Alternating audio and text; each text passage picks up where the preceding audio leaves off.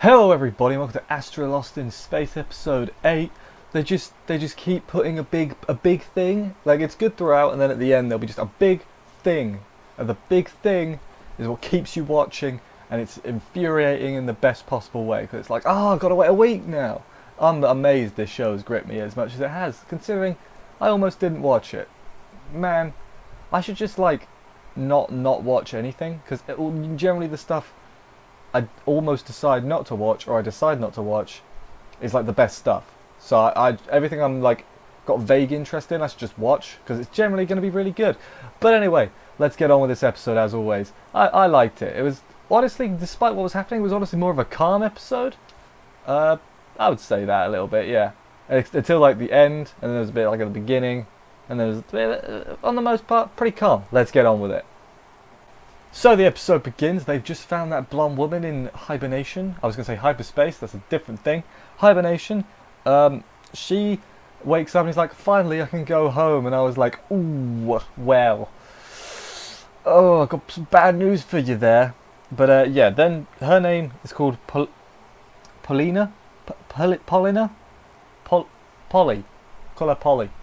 It's short, so Polly. Then they get the flashback of what happened to her crew. They just landed, and then her crew went out, and they all probably died. I'm willing to put money on they died and didn't start a civilization without her. They died.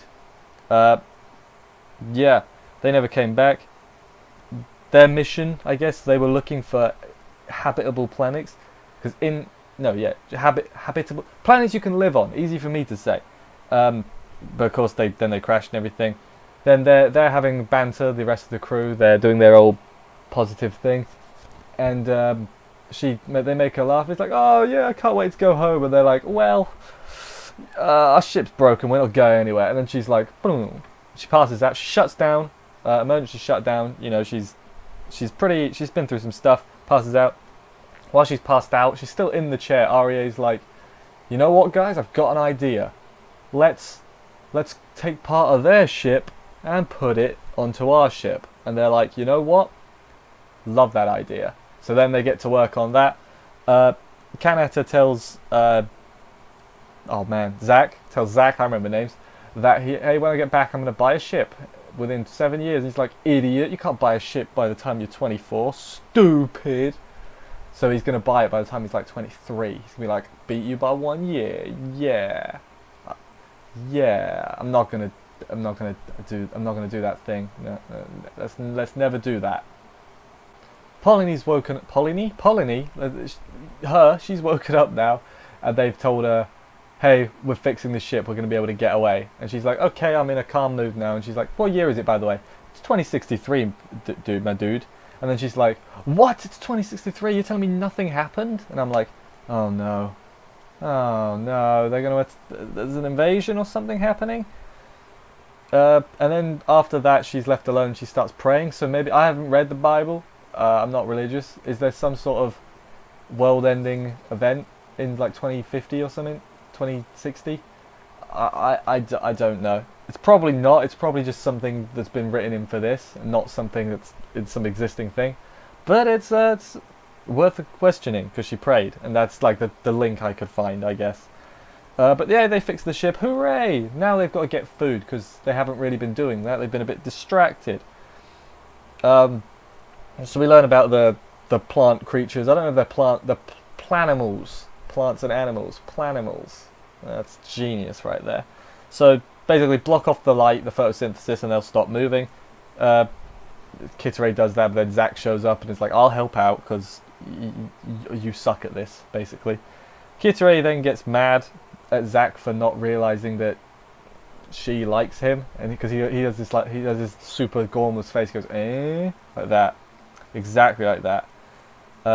We learn more about his dad. His dad's researching memory transplant. I'm like, all this stuff that their parents do is gonna come into play at some point, and I don't know how or when. We've got we're two-thirds of the way through. I feel like this last third, man, it's gonna be hard hitting, as if the whole show hasn't been hard hitting. But him and his dad are not friendly. His dad is a dick. He crumpled up his painting, or he wasn't even painting, a drawing. That's just a dick move.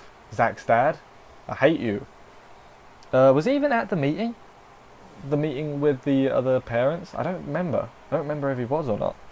Um, but yeah, then he's like, my dream, sorry, is to research in space. I'll just go with Kanata, that'll be fun. Kitare's like, I have a real dream, and it's to be your wife. And he's like, eh? I thought we were getting married anyway. And she's like, lol, what?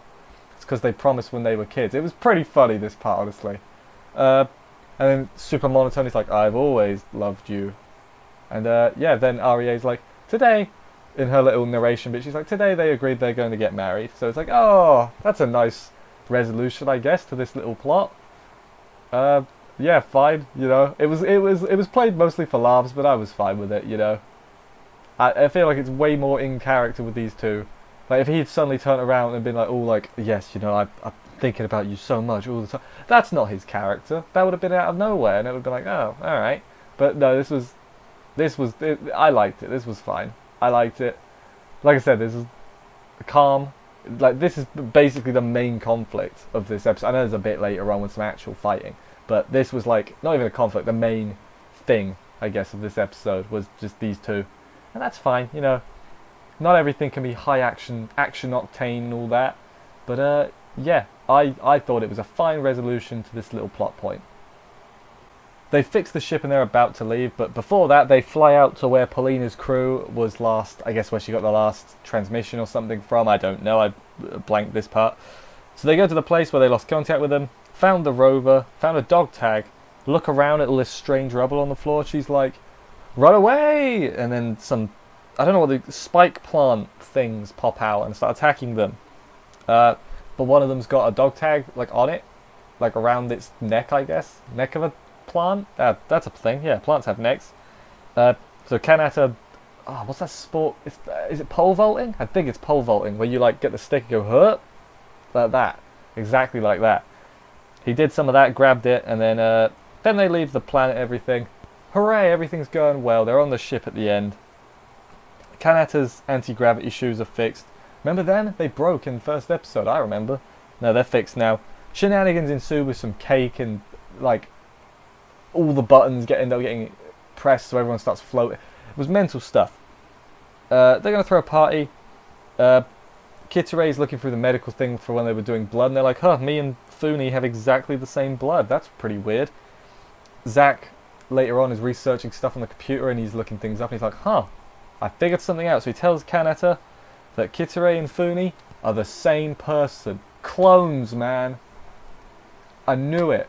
I knew there was clones. So this just makes me think that REA is Seira's clone now. Remember that from last week? I think that's where we're going. Because blimmin' hell, now they've introduced clones. I hope I'm right, because I'd feel a great sense of pride if I'm right.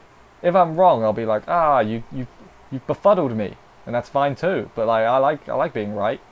So man, they're being the same. I wonder if they'll actually like tell people. They probably that's a hard one. Should they like tell people? Because if they do, then they're like, that's suspicious that you're the same person. I mean, I assume they'll explain it a little bit more. But yeah, that explains why when they showed up and they look exactly the same, they were like, yeah, they're unrelated. I was like, nah, and calling bull on that. They're definitely related. And yeah, they were. Are you related to yourself? If you had a clone, would you be related to the clone? Or is the clone... How does that work? I don't know. That's a whole nother question for another day. That's a thing for scientists and all that to argue about for many moons. But anyway, yeah. Thank you everybody for watching this exciting review. I have so much fun reviewing this show. It's not even funny. It is funny because I almost didn't watch. Thank you everybody for watching. Consider subscribing if you haven't already for more reviews and stuff. They're everywhere. There's lots of anime in the world. Yeah. Thank you everybody for watching. I'll see you next week. And bye, guys.